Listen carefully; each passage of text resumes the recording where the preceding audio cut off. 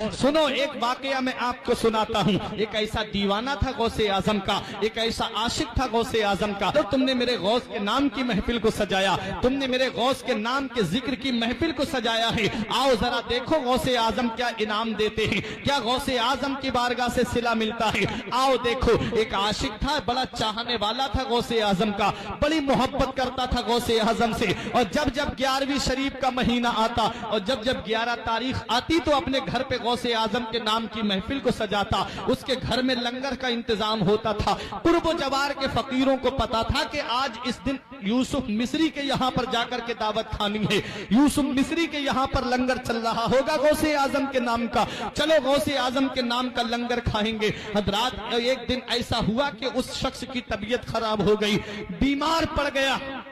तमाम डॉक्टरों को घर वालों ने दिखा दिया, तमाम तबीबों को घर वालों ने दिखा दिया, लेकिन उसकी तबीयत में कोई सुधार पैदा नहीं हुआ। एक तबीब ने कहा, अब इनको घर ले जाइए, अब इन्हें जो भी चीज मांगे इन्हें खिलाइए, अब ये ज्यादा दिन के मेहमान नहीं हैं। घर वाले उसको घर लेकर के आए, आंखों में आंसू थे औलाद की कि बाप का साया सर से उठने वाला है।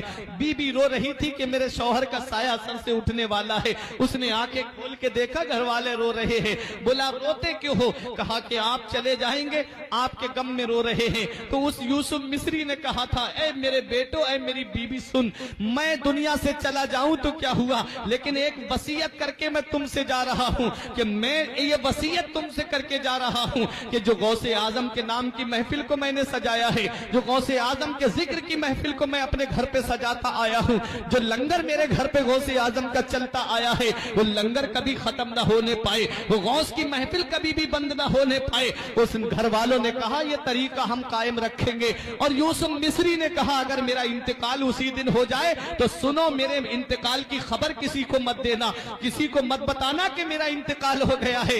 लोग मेरी मोहब्बत में आते हैं मेरे घर पे लंगर खाने के लिए, मेरे घर पे आते हैं लोग गौस का जिक्र सुनने के लिए, मेरी मोहब्बत में खाना पीना छोड़ देंगे। यूसुफ मिस्री कहता है, मेरा इंतकाल हो जाए तो किसी को बताना नहीं, मेरे गौस का लंगर शान से खिलाना, मेरे गौस के नाम की महफिल को जिक्र, गौसे आजम के जिक्र की महफिल को शान से सजाना। हज़रात गिरामी, यूसुफ मिस्री का इंतकाल उसी दिन हुआ जिस दिन मेरे गौस की महफिल सजी हुई थी, उसी दिन हुआ जिस दिन गरीब और मिस्कीन लंगर पे खाना खा रहे थे।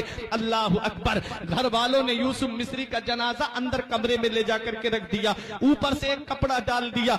मेहमान आ रहे हैं, खाना खा रहे हैं। खाना तनावुल करने वालों में एक फकीर भी बैठा हुआ था, गुदड़ी पहने हुए।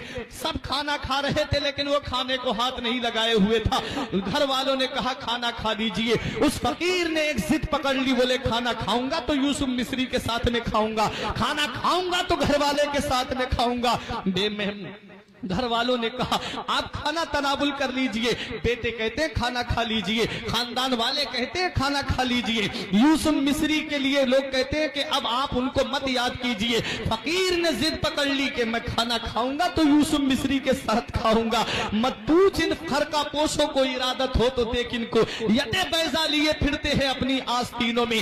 दीवाने की नजरों को जहां देख रहा है, दीवाना खुदा जाने कहां देख रहा है। दीवाने को तहकीर की नजरों से ना देखो, दीवाना बहुत सोच के दीवाना बना है। लोग समझ रहे थे कि ये दीवाना है जो खाना नहीं खा रहा है, लोग समझ रहे थे कि ये दीवाना है जो खाने को हाथ नहीं लगा रहा है।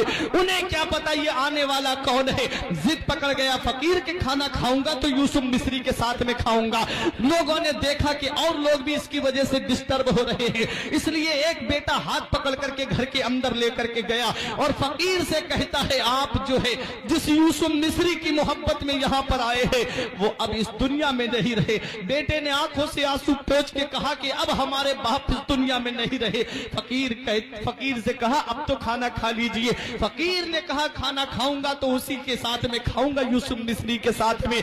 अल्लाह अकबर। बेटे ने कपड़ा हटा के चेहरे से दिखाया, ये देखो यूसुफ मिस्री का इंतकाल हो चुका है, ये देखो यूसुफ मिस्री अब इस दुनिया में नहीं है। ऐ मेरे गौस के नाम की महफिल सजाने वालों, ऐ मेरे गौस के नाम का जिक्र सजाने वालों, ऐ मेरे गौस के नाम की महफिल में आने वालों, मेरे गौस की शान तो देखो, मेरे गौस का मकाम और मर्तबा तो देखो। बेटे ने कहा यहाँ यूसुफ मिस्री का इंतकाल हो चुका है, अब चल करके खाना खा लीजिए। फकीर कहता है खाना खाऊंगा तो इसी यूसुफ मिस्री के साथ खाऊंगा।